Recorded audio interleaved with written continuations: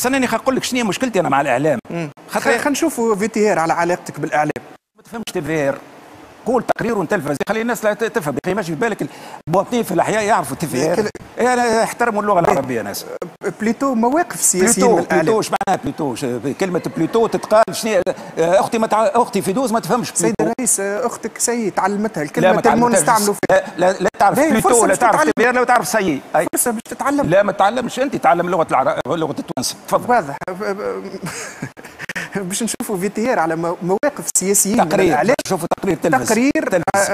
تقرير باش يولي درس في اللغه العربيه. لا طبعا نعطيك درس. انا سنشاهد يا سياده الرئيس. يا سيد الرئيس انا متفرنس اكثر من اي انسان، انا لغتي فرنسيه الى لكن انا بالنسبه لي اللغه العربيه هي لغه الام، لازمنا نحترموها، لازمنا نتكلموا بها.